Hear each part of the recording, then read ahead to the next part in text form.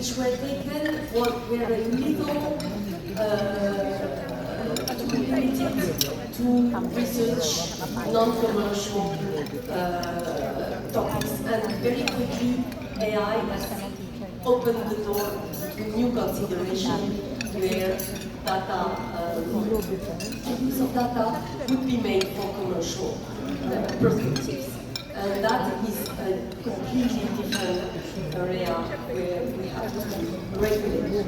So we have to take into account when it is for commercial purposes, even more than when it is for non-commercial. So here we are. In the EU, there is a regulation. There is, the regulation has already evolved. It's not the end of the story. I'm sure that we will see new regulations coming, and especially the fact that it is for EU member states.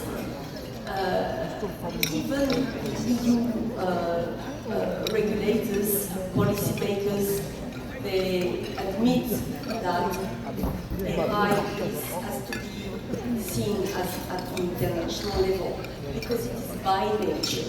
It is totally international issue. So EU is ready to work closely with WIPO in order to enlarge what they have put on the table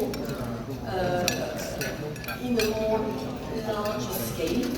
And of course for that, because it will be the larger scale, we have to be very cautious to advance, but slowly. That's why I'm speaking of WIPO as a laboratory of ideas and solutions. There are different ideas coming from different parts of the world. We have to analyze them, we have to discuss with partners and see what are the most efficient. And again, as I said repeatedly this morning, the response of the questions will be in IT. Because when an issue is coming from the machine, the response has to be given by those who have done the machine. And they have to be responsible for what they are doing. So, of course, we are working very closely with all partners, including the EU, for example, in the opt-out solution that they have put on the table for the machine learning. Again, we will need, and they consider that it's important to have IT solutions for this to bring the regulation in an efficiency level. So this is where we are working very closely, be sure, with all partners. And I'm looking as well for Asian partners, because again, this is an international topic, and what we will need at the end of the day is perhaps harmonization to a certain degree, but at least interoperability in between the various solutions which will be put in place.